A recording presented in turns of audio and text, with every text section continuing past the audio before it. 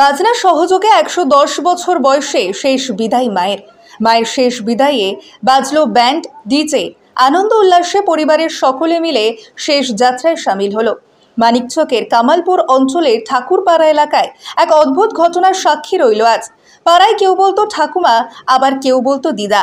দিদার আজ শেষ বিদায় নিল এই পৃথিবী ছেড়ে। তবে কোনো দুঃখের কাহিনী নয়, এ যেন সকলের মাঝে উল্লাস আনন্দের দিন। রানী মণ্ডল, বয়স আনুমানিক 110 বছর। 4 ছেলে, পুত্রবধূ, নাতি নাতনি সহ বিশাল পরিবারকে পৃথিবীতে রেখে আনন্দে চোখ বুঝলেন। তাই পরিবারের সকলে মিলে আনন্দ উৎসবের মধ্যে দিয়ে আবিরের রঙে হরিনাম কীর্তনের মধ্যে দিয়ে শেষ যাত্রা সম্পন্ন করল মানিকচক মহাশ্মশানের দিকে। এ বিষয়ে রানী মণ্ডলের বড় ছেলে জ্যোতিষ মণ্ডল জানান, মায়ের দীর্ঘায়ুর পথ আজ শেষ হলো। প্রায় 110 বছর মা পৃথিবীকে আঁকড়ে ধরেছিলেন, তবে সুস্থ স্বাভাবিক জীবনযাপন করতেন। গতকালও নিজে স্নান খাওয়া দাওয়া করে ঘুমোতে যান, তারপরেই সকালে আজ তিনি পরলোক গমন করেন। তবে আজ সব গল্পের অবসান। মাতৃবিরক্ত, বড় বেদনার, তবুও আমরা আজ খুশি মাকে শেষ বিদায় জানাতে পেরে। আমার মা মরেছে, আমরা 4 ভাই মিলে মায়ের সৎকার্য করব। ডিজে করলাম, বাজা করলাম, হরিনাম পার্টি করলাম, বন্ধু বান্ধব আত্মীয় যত ছিল সব কথা মাকে নিয়ে যাবো। শেষ বিদায় মায়ের। শেষ বিদায়। আচ্ছা, আপনার বয়স কত হলো? আমার 80-81 হল।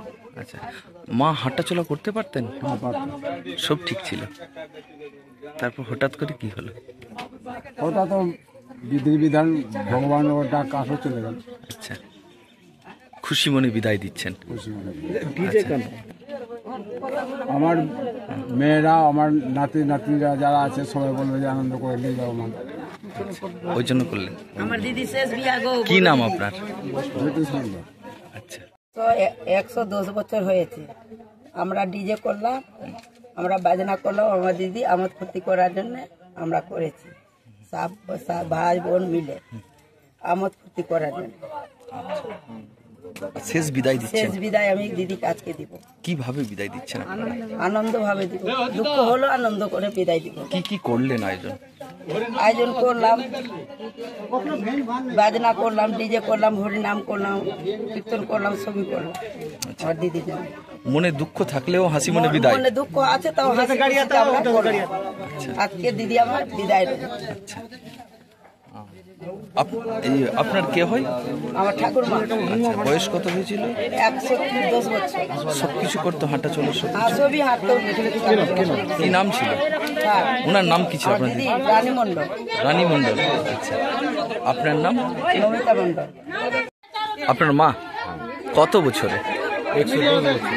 আচ্ছা, সুস্থ ছিলেন? এমনি মা সুস্থ ছিলেন, কোনো রোগ টোগ ছিলেন না। আচ্ছা, আমার মা হাঁটতো, চলতো। কালকে চান টান করে মাকে খাবিয়ে দাবিয়ে ঘুমালো, তো ওই চোখ মূল্য তো আর খুললো না। আচ্ছা, হাঁটাচলা করতে পারতো? হ্যাঁ, ভালো ভালো। আচ্ছা, আজকে কি করছেন? উনি নিজে মারা গেছেন, ওর জন্যে হরিনাম করলাম, ওর জন্যে ডিজে করলাম, ওর জন্যে বাজা পার্টি করলাম। আমরা আনন্দে 4 ভাই দিয়েছি সকালে। আচ্ছা, কেন এই ডিজে কেন করলেন? খুশিতে। খুশিতে।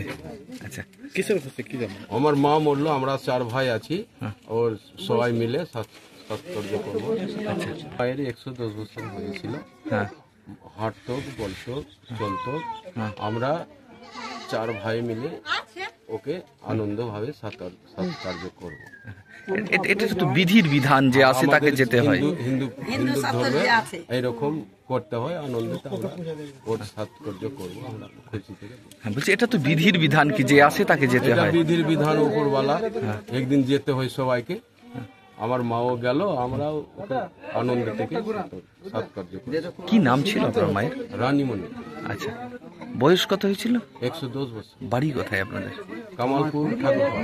আচ্ছা, আপনারা কো ভাই আছেন? 4 ভাই। বড় ভাই, বড় দাদার নাম কি? জ্যোতিষ মণ্ডল। বয়স?